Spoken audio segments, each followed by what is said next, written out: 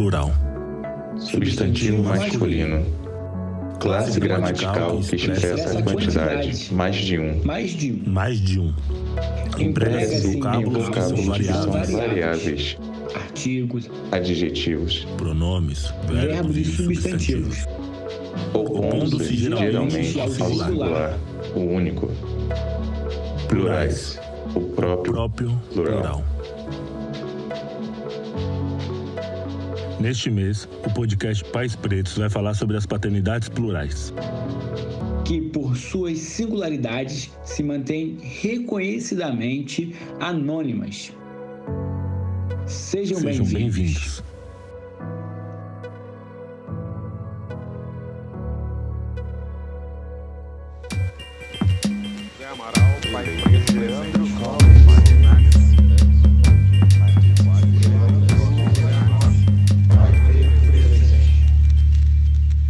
A gente precisa desse diálogo, a gente precisa romper esse mato, né?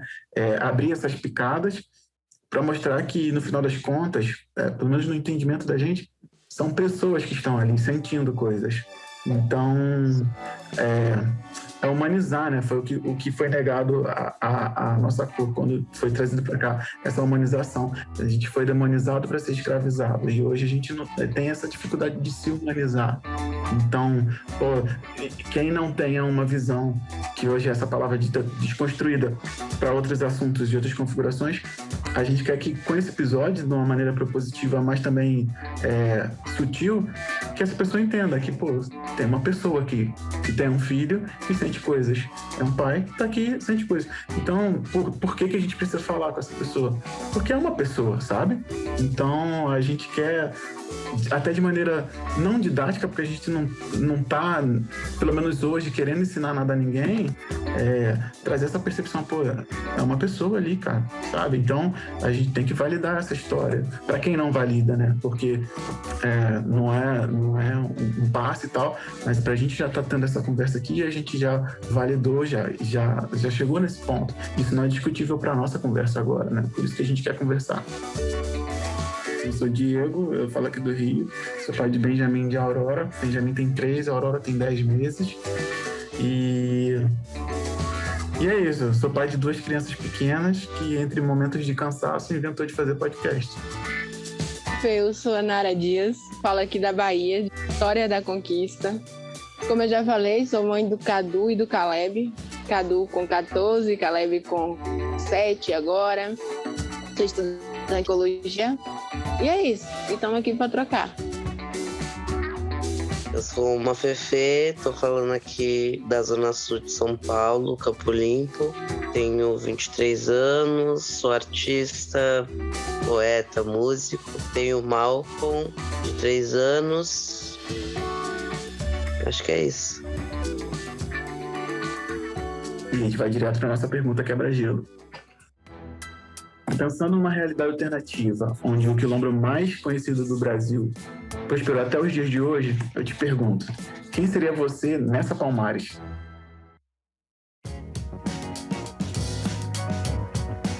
Bom, eu acho que eu pensei em várias possibilidades. Eu pensei em falar que eu seria o tio, eu pensei em falar que eu seria o vô, eu pensei em falar que eu seria a pessoa que iria ajudar a cuidar, eu pensei em falar que eu também seria o pai. Mas eu acho que nessa Palmares eu continuaria sendo eu mesmo.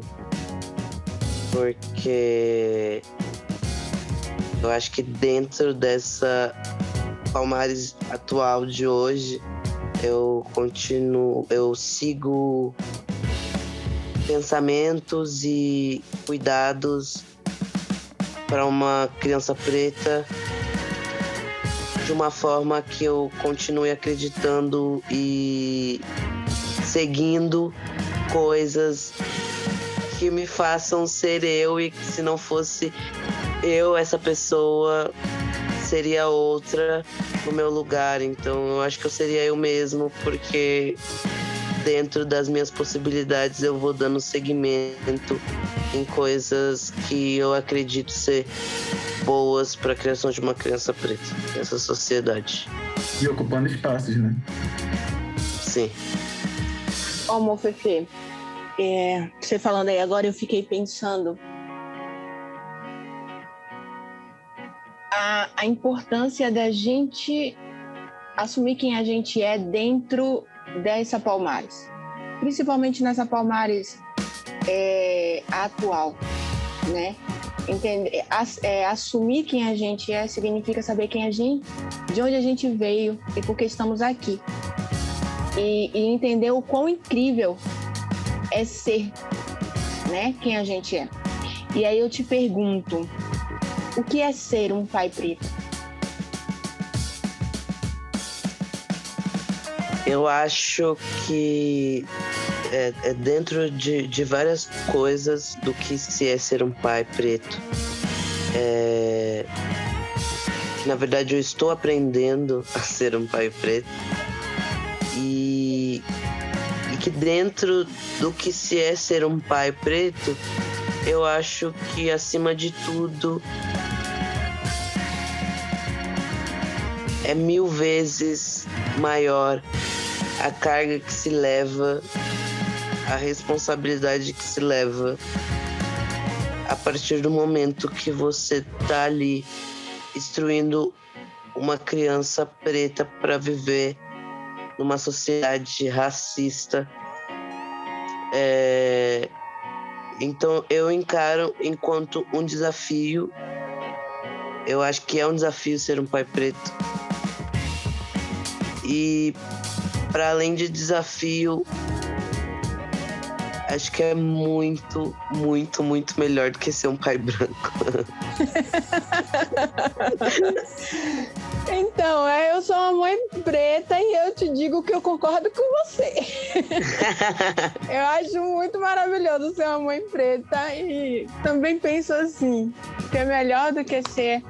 Até porque o nosso povo vem de uma realeza, né?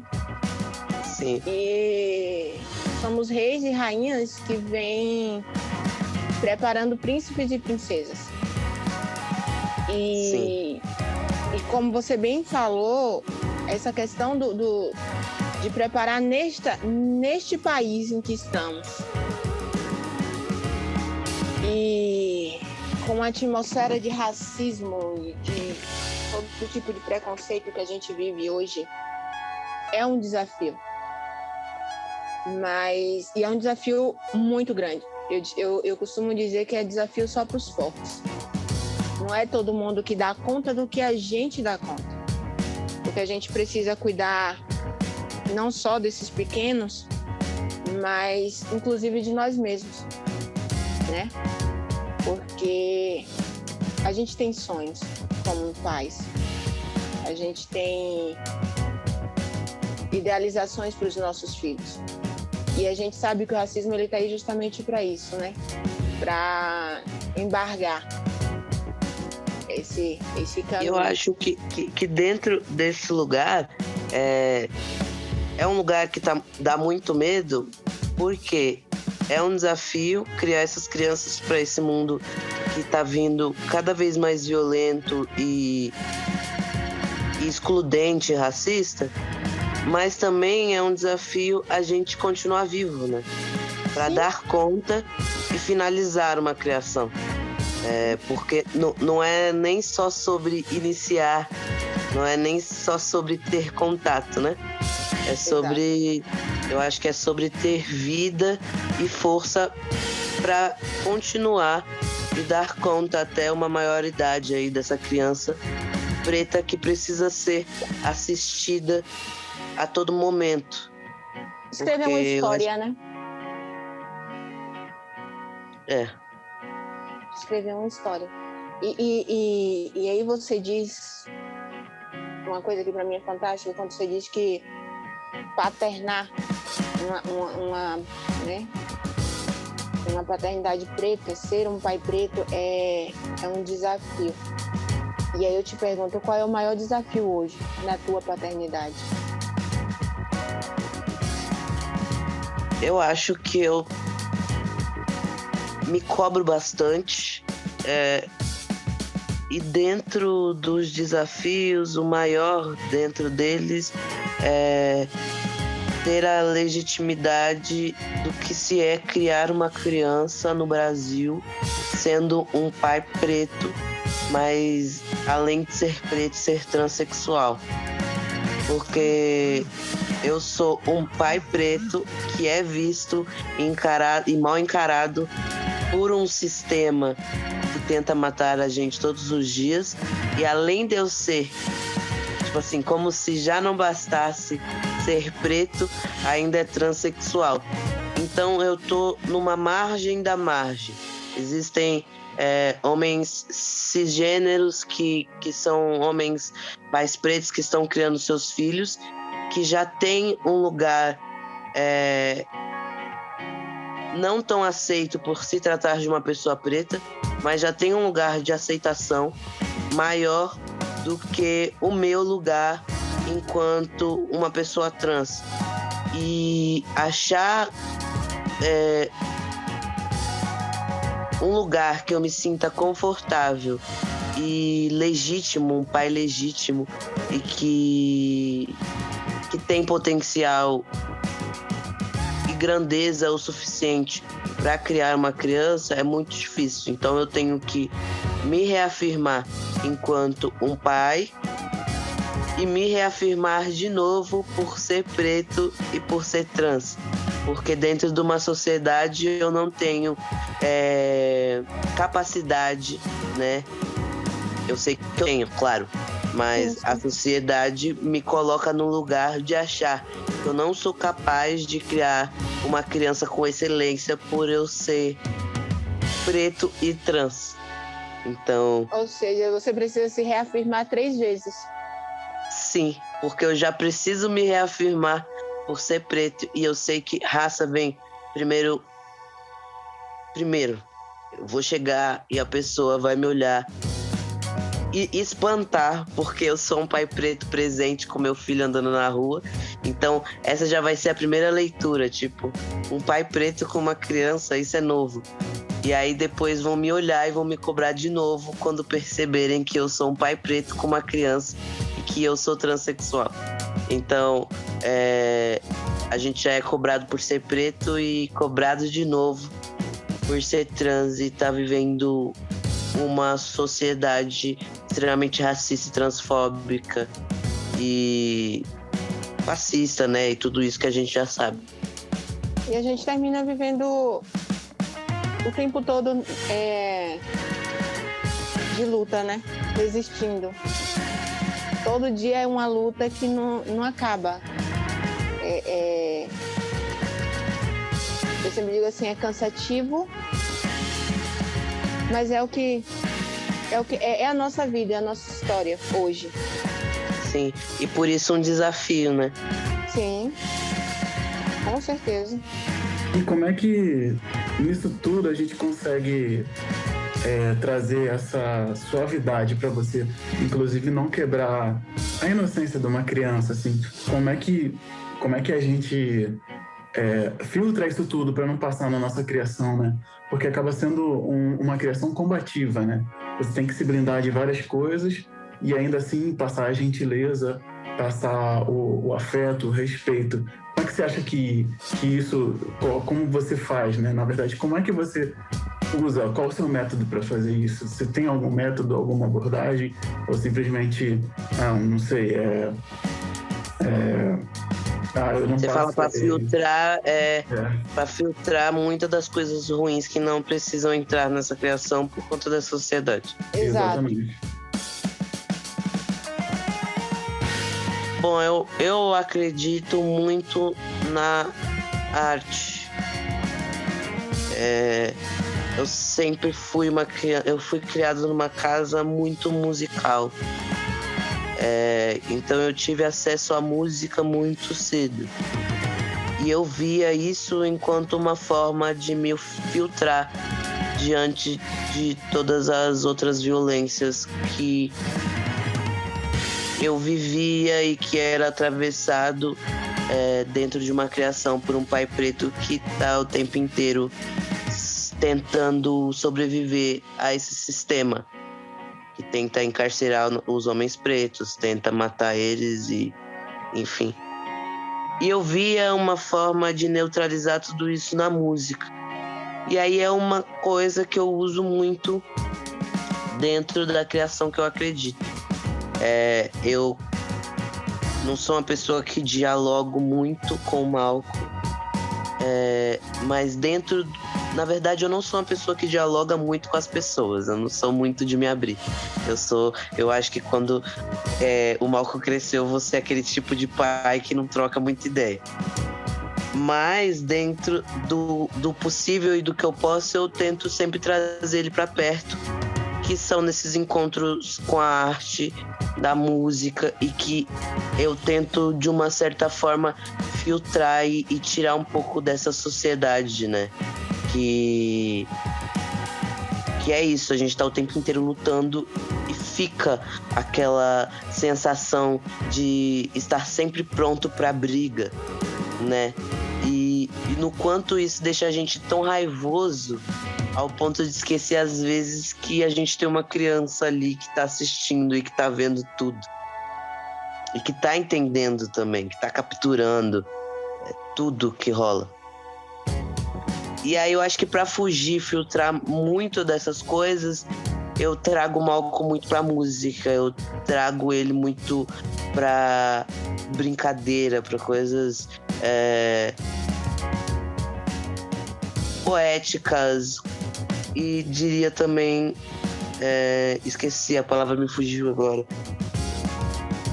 mas coisas lúdicas. Eu trago ele pra esse lado lúdico e bem trago ele pra essa realidade de que ele vai ser preto e de que ele é uma criança preta, porque eu acho que esse é o ponto mais importante da gente conseguir filtrar nossas crianças de uma sociedade branca, né? Porque desde que eu sou pequeno, minha família sempre deixou escuro que eu sou uma pessoa preta e que muitas coisas que vão acontecer comigo, que muitas coisas que eu vou enfrentar por aí afora se trata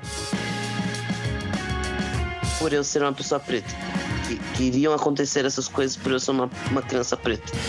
E eu acho que isso é muito importante para filtrar e para estabelecer esse contato com o filho, porque não tem como eu comunicar para ele que eu tô puto com alguma coisa. Não tem como eu comunicar para ele que eu tô puto com uma pessoa branca porque me tratou de uma forma diferente, se eu não comunicar para ele primeiro que somos pretos, que somos pretes, que ele é prete, tipo assim, sabe? Então eu acho que a base de tudo isso é a criança saber por você e você reafirmar sempre esse lugar para ela, porque acho que a partir disso muitas coisas vão se filtrar, né? Porque a criança cresce e olha pra você e fala, isso está acontecendo comigo porque eu sou uma criança preta. Tipo assim, ela não vai descobrir em outro lugar, não vai se machucar em outro lugar, não vai se descobrir de outras formas que ela é preta.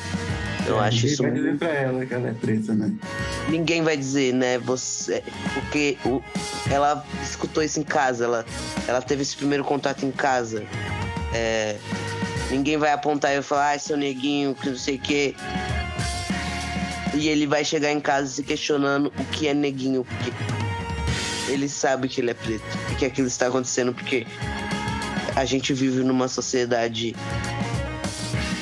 racista, né?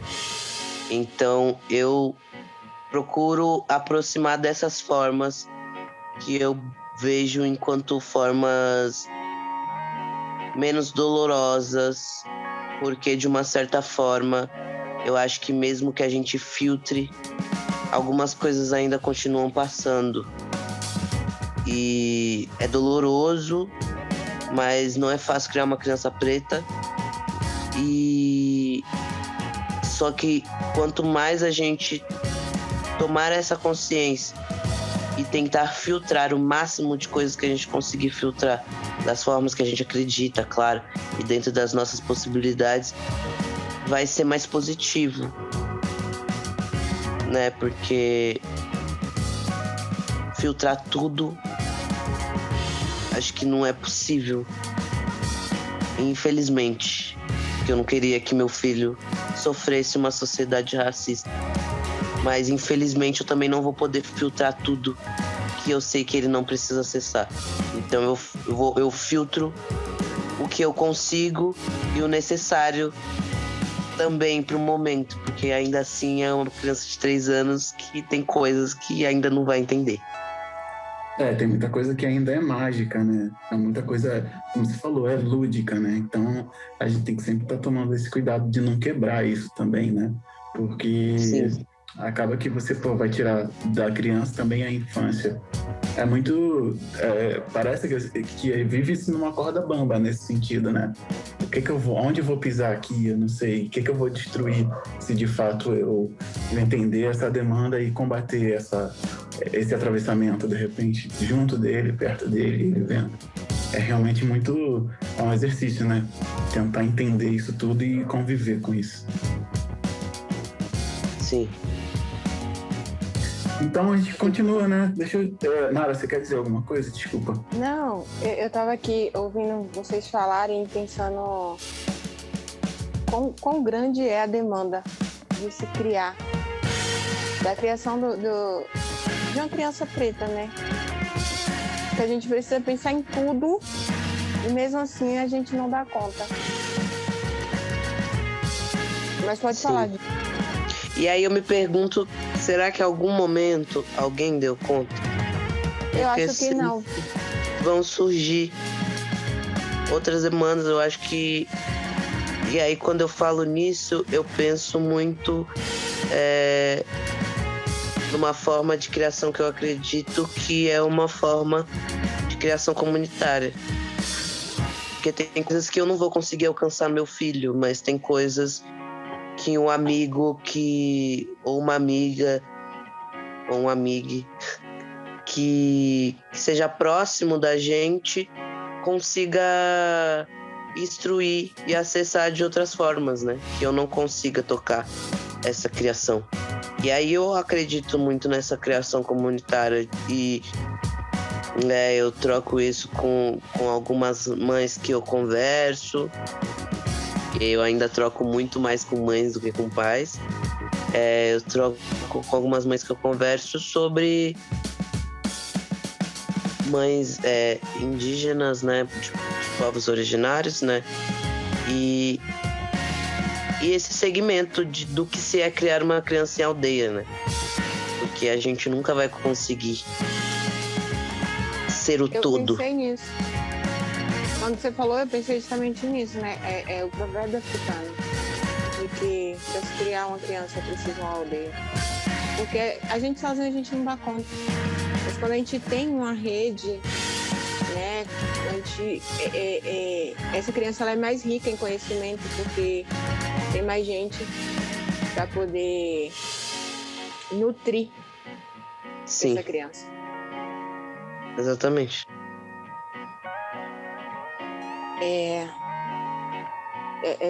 Esse assunto agora me deixou assim reflexiva, sério.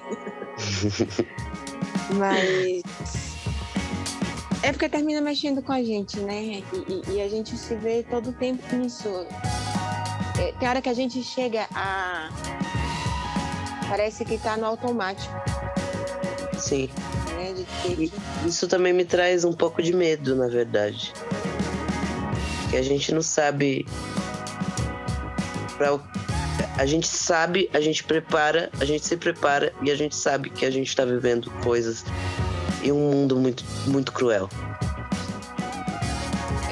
Mas, ao mesmo tempo, a gente também acredita que as coisas melhorem.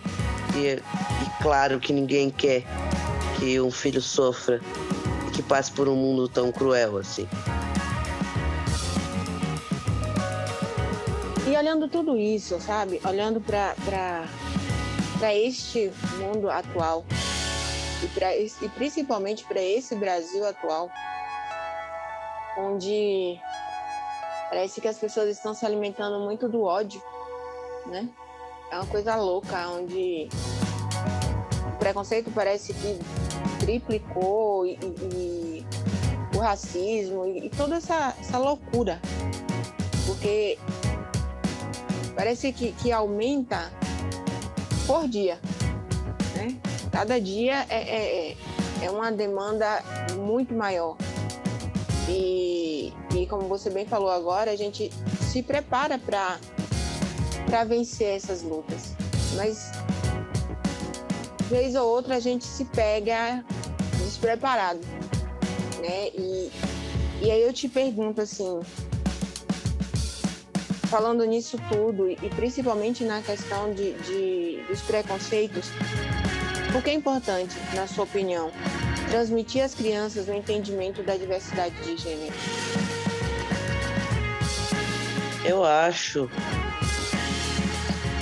que para muitas coisas, assim como racismo, homofobia, xenofobia, acabarem, machismo, a gente precisa instruir as crianças desde o começo. Porque as crianças que estão nascendo hoje, as crianças brancas que estão nascendo hoje, se não forem cuidadas, amanhã vão ser as que vão violentar e que vão ser racistas. As crianças que estão nascendo hoje, se não forem orientadas, vão ser as crianças que, se eventualmente nascerem trans, vão ser violentadas. E aí eu fico pensando que, de fato, a gente não pode mais mudar os adultos, mas a gente pode começar a construir mudanças a partir das novas crianças. E aí eu falo isso não só inserir a diversidade de gênero. Eu acho que eu comunico isso para falar também sobre as outras coisas, para falar sobre a diversidade de gênero, para falar sobre o antirracismo, para falar sobre o antimachismo, para falar sobre todas essas pautas que levam sofrimento na vida de alguém, de alguma forma. Então, eu acho que é muito importante falar sobre diversidade de gênero, e eles têm muito mais proporção e grandeza de entender do que um adulto que já está aí velho, criado. Eles são muito mais capazes de mudar esse preconceito e essa ausência de empatia que está rolando do que as pessoas velhas que já estão aí prontas. Então, acho que é isso. A gente tem que introduzir todas as pautas possíveis nas crianças, porque são elas que amanhã podem se tornar, são elas que vão se tornar o futuro da sociedade. Então, como a gente acha que vai mudar o futuro da sociedade se a gente não troca com as crianças? Verdade. E de fato, né, é muito natural para elas entenderem, porque ninguém nasce preconceituoso, né? Ninguém nasce homofóbico, racista.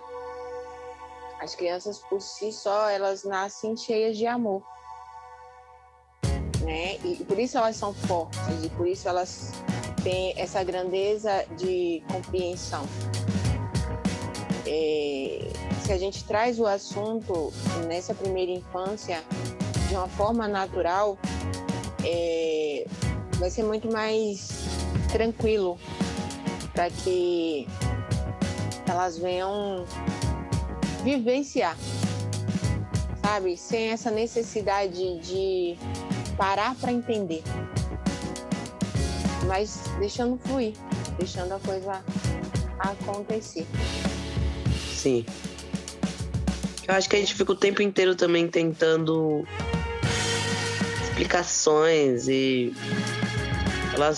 as crianças vivem de uma forma tão fluida E sim, isso não isenta o fato que elas também buscam explicações sobre muitas coisas. Mas é de uma forma muito mais leve, porque não estão o tempo inteiro tentando dizer quem você tem que ser, não estão o tempo inteiro te apontando por quem você é. Elas só estão querendo viver de uma forma mais leve. E eu acho que quando a gente cresce, a gente esquece disso. Que a gente também foi criança e que a gente também vivia de uma forma mais leve. A gente também tinha essa capacidade de entender o outro com facilidade, de não tornar tudo um problema, de não tornar tudo complicado. Com certeza. Com certeza mesmo. Diego, você quer falar alguma coisa? Não, agora não. Eu tô só ouvindo e aprendendo. Tá. Eu penso bem isso também, sabe? Porque a criança, ela quer sentir, né? Então, ela não quer saber quem você é, o que você faz. Ela quer sentir o que você traz para ela. Seja um abraço, ela não vai te perguntar assim, quem é você? Para eu saber se eu posso ou não deixar você me abraçar. Não, ela quer o abraço. Se por um acaso você cair, ela não vai te perguntar assim, de onde você vem? O que você faz? Para depois ela ir lá e te ajudar. Não, ela vai entrar em desespero e ela vai correr para cima para tentar te erguer, te ajudar em alguma forma, né? E eu acho que essa é a diferença. Eu acho que é isso que torna a criança, na sua maioria das vezes, muito mais humanas do que nós adultos, que ficamos tentando entender. Quem entende, quem fica buscando esse entendimento todo o tempo, perde a oportunidade de sentir, de viver o melhor daquela pessoa ali, independente de quem ela seja, ela tem algo especial, é por isso que ela está no mundo. Ela traz consigo algo muito único. E aí esse tempo que a gente perde tentando entender o porquê das coisas, acabou a magia que tem na criança, né? Sim. Que aí, nessa magia, e a gente já levando para o final da nossa conversa, para mim foi muito rica. Sério mesmo. Eu gostei muito. Já quero deixar aqui registrado isso. Também gostei bastante. Me levou a refletir muita coisa mesmo. E aí, olhando para essa criança tão mágica, tão cheias de conhecimento e ensinamentos para nós, né? Porque ser pai e mãe é aprender todo dia. Todos os dias a gente aprende com um sorriso, não importa, mas sempre tem uma coisa pra gente aprender com os nossos filhos. E aí eu te pergunto, você consegue narrar o melhor momento que já teve com seu filho até hoje? Nossa, é difícil, já foram tantos. Eu imagino. Mas eu acho que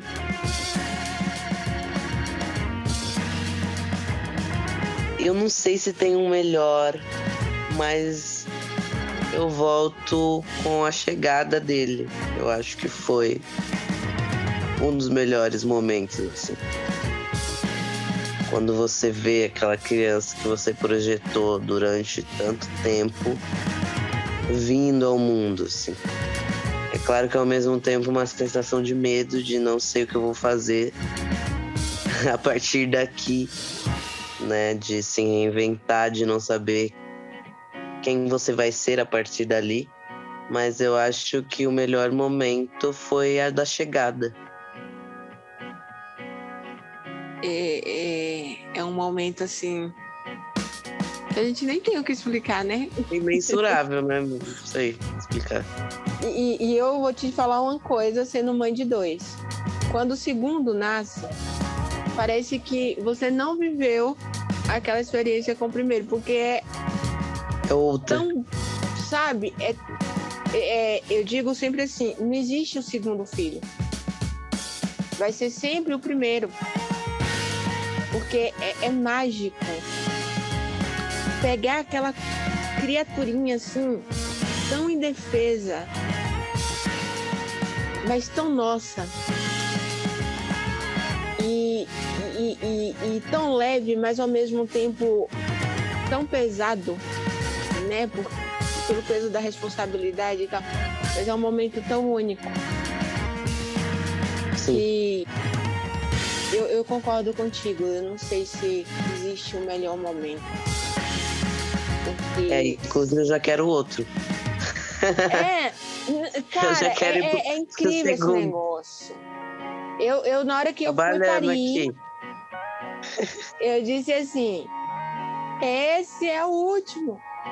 É o último. Depois de 8 anos, tava eu querendo outro. Então, quando eu pari, que o Malco tem 3, né? Que, enfim, não sei, as pessoas vão escutar e vão, tipo assim, como que o pai pariu? Eu sou um pai transexual e eu tenho uma vagina. Sou um homem, mas eu tenho uma vagina. Enfim, quando eu pari o Malco, foi assim, uma loucura. E aí eu falei, gente, eu não quero isso nunca mais. Eu sei como é. Eu não quero isso nunca mais. E aí tá aí eu aqui depois de 4 anos. Olha eu, que loucura, gente. Eu errei a idade do meu filho. É porque ele acabou de fazer 4 anos, tá? Eu tava falando 3 até também. agora. O meu fez 7 agora. Eu tava falando 3 até agora. Ela falou toda hora que fez 6. Toda hora ela erra. Não tem problema, não. Cara, só uma... É muito... Pô, eu queria achar uma palavra aqui, mas é muito foda, assim. Você fala, eu sou um pai que pariu meu filho. Então, tipo...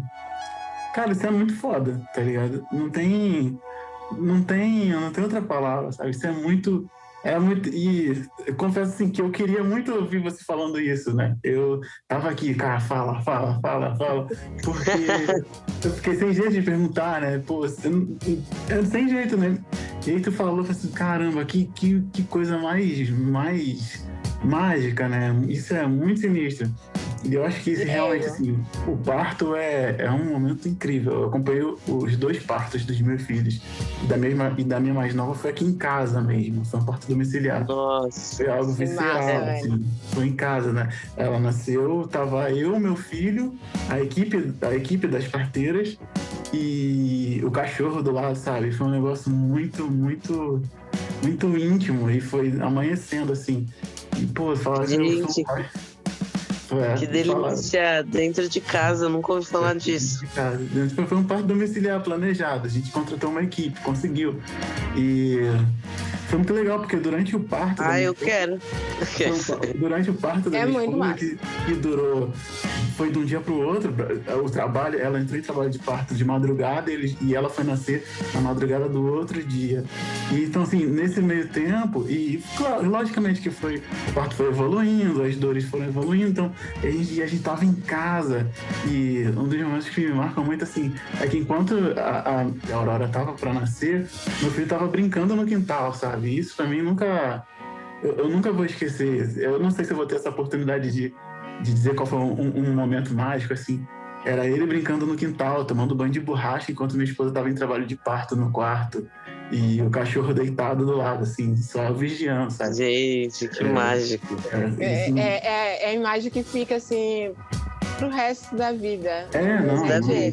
Não porque, tem. Por exemplo, se deixasse, eu tava até agora em casa e a criança tinha nascido em casa, entendeu? Eu não teria ido pro hospital. Eu só fui porque todo mundo fez uma pressão e falou assim, você não passei a noite inteira, a madrugada inteira, tipo assim, sentindo dor e em trabalho já, e eu não queria ir pro hospital, porque é um lugar que, além de ser violento, né? não é tão acolhedoras. É um ambiente estéreo, né? As suas histórias Na ficam verdade, em casa. não é acolhedor. Não é nada acolhedor. Não é nada acolhedor. Suas histórias todas estão em casa, esperando você voltar, no momento que você vai receber seu filho, né? Eu acho que isso foi muito do que a gente conseguiu, né, bancar esse parto, mas foi muito que incentivou a gente, assim, tipo, pô, ela vai nascer na casa dela, com o irmão dela do lado. Então, o Benjamin, meu filho mais velho, a gente até brinca, né? Que se você conversar meia horinha com ele, assim, se ele vai falar com você, falar alguma coisa, dali instante ele fala assim, ó, é porque a gente chama ela de pequena, né? Ele fala, a pequena saiu pela vagina da mamãe, ela fez um cocôzinho e saiu sangue. E ele fala isso pra todo mundo na rua, inclusive, sabe? Delícia, então, cara, já é uma memória, assim, muito, muito imprimida, muito intensa. É forte. Porque ele tava no parto da irmã, ele tava acompanhando o parto da irmã. E foi durante a quarentena. Isso é, tipo, muito ancestral. Sim. Ninguém, tipo assim, as pessoas normalizaram essa movimentação de parto, né, de uma forma que nunca existiu. O parto e a chegada de uma criança sempre foi, né, ainda mais para as pessoas pretas, sempre foi em casa, com a família inteira lá, todo mundo ajudando e uma mobilização enorme, né? O parto, ele sempre foi um evento social, né? E a gente hospitalizou esse evento, né? Já que eu não tenho nem muito lugar de fala sobre isso, mas é porque a gente realmente militou muito a respeito do parto humanizado, do parto natural.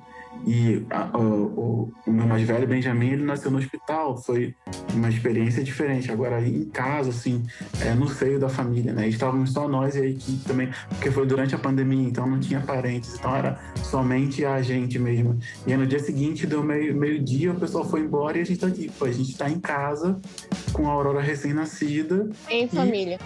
Em família. Vamos continuar aqui. E Benjamin quis voltar pro quintal para voltar a tomar banho de borracha, ficar andando para lá e para cá pelado, via a irmã, voltava pro quintal. E é muito isso, né? Então, assim, voltando aqui, você fala assim, eu fui um pai que pariu. Isso para mim, cara, não tem o que reforce mais, assim, o que a gente quer dizer desse episódio de hoje, dessa conversa de hoje, né? E eu vou dizer uma coisa. Você é extremamente um privilegiado, tá? Porque você sabe o que é sentir um momento único que nenhum pai consegue. Porque é um momento louco, é um momento que não existe palavra que descreva. O nome é tecnologia trans. Trans preta. E ao mesmo tempo você sabe o que é essa sensação do pai receber o filho. Né? Sim. É louco isso, cara. Sério. É lindo. Pra mim é o melhor fechamento pra um podcast. Sério mesmo. Né? E eu fico assim muito feliz. E aí quando eu falo, quando eu lembro da pergunta dos Palmares e de quem você seria nos Palmares, eu penso muito nisso, assim, que quais são as narrativas de um pai que pode parir seu filho, né, tipo, e ainda assim ser pai e abrir espaço para existir uma mãe. Então, tipo assim, é porque eu me relaciono com uma travesti e aí é um relacionamento afro-transcentrado que a gente fala, porque somos duas pessoas pretas e trans. E aí dentro disso são tecnologias muito fortes, assim, porque eu seria realmente eu se a gente ainda estivesse nos Palmares, porque é um privilégio muito grande poder ocupar um lugar de pai que pare, que gesta E é muito forte poder também continuar sendo um pai, porque isso não me torna mãe. Parir não me torna mãe. Eu continuo sendo um pai dentro dessa possibilidade. E eu não vejo outra possibilidade, porque se eu fosse um pai cisgênero, eu não saberia o que é parir. E aí, se eu fosse uma mãe, eu também não saberia o que é ser um pai. Então, é muito louco, assim. É muito louco.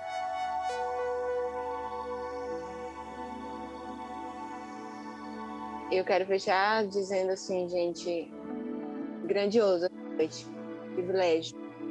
Um privilégio imenso pra mim poder te ouvir, cara. Sério.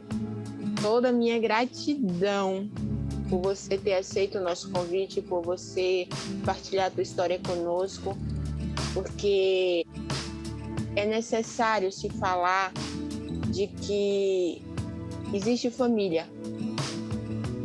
E a minha família é diferente da tua família, assim como a tua família é diferente da de Diego, e assim como a de Diego é diferente da minha, e assim a gente vai montando esse quebra-cabeça lindo que é o povo preto, que é um povo Sim. diverso, que é um povo poli, entende? A gente não é uma única coisa, a gente não é Somos de uma múltiplos, única né? forma, somos múltiplos. E isso é muito incrível. E isso é a nossa riqueza. A riqueza do povo preto é justamente por ser múltiplos. Por ser cada um no seu jeito e cada um trazendo a sua singularidade. Gratidão. E a soma para o mundo também. Eu acho que eu que fico grato, na verdade, por esse encontro e por esse espaço. E a partir daqui também eu quero me aproximar mais de outras famílias pretas, tipo, porque é muito bom ter esse acolhimento de outras famílias pretas, de outras mães e pais pretos, e ter esse espaço para, tipo, contar e explicar o que é a minha história, quem eu sou, né, tipo, então é muito rico para mim também estar aqui e reafirmar esse lugar de pai preto, que há muito tempo, inclusive, me foi tomado, assim. Gratidão. Diego, tu tem eu alguma queria- palavra, velho? Porque eu tô sem palavra agora. Eu tenho uma palavra, na verdade. Obrigado. E o coletivo Pais Pretos existe para isso. Existe um coletivo, a gente está se aquilombando para se manter junto, vivo, se manter, trocar histórias e crescer junto, né? A gente está aqui fazendo isso hoje, a gente está fazendo isso há algum tempo, a gente faz isso de maneira coletiva. A gente teve uma pessoa muito querida que passou por aqui e disse, né? Foi a Ana Paula, que nós somos o povo da oralidade, então convém a nós contar nossas histórias de maneira na conversa, em rodas, conversando, trocando. Um bom lugar para fazer isso é um podcast. Então, que esse que seja um registro. Alguém, em algum lugar, algum dia, vai ouvir isso aqui e vai entender. É simples. Para essa pessoa que vai chegar aqui algum dia, não sei quando, pode ser amanhã, pode ser daqui a N anos, entender que nós estivemos aqui, que nós temos histórias, que por mais que tenha sido negado da gente esse passado, essa origem, a gente está se tornando ancestral de alguém. E o que é mais legal hoje é distante fisicamente, mas juntos, que é o mais importante. Então, em nome do coletivo, eu te agradeço. Faço o convite para você se aproximar, se assim quiser, para trocar com a gente, para a gente aprender, a gente ensinar, a gente trocar e criar um mundo melhor onde nossos filhos possam trocar, já sabendo quem foram os pais que trocaram, né? A gente está encerrando, a gente está num projeto esse mês falando sobre masculinidades, eu já falei isso em outro programa, que eu não tenho medo dos filhos que estão por aí, das crianças que estão por aí, das pessoas que estão por aí, eu tenho medo dos pais dessas crianças. Então, que a gente se aproxime como pais e mães para que a gente possa criar essa bolha do jeito que a gente precisa, não do jeito que a gente quer. E mais uma vez, obrigado. Gratidão demais. Eu fico muito honrado por estar ocupando esse espaço aqui hoje. Muito obrigado por nos ouvir até agora. Você nos encontra nas redes sociais com @paispretos. Para dúvidas e sugestões, envie um e-mail para paispretospodcast@gmail.com.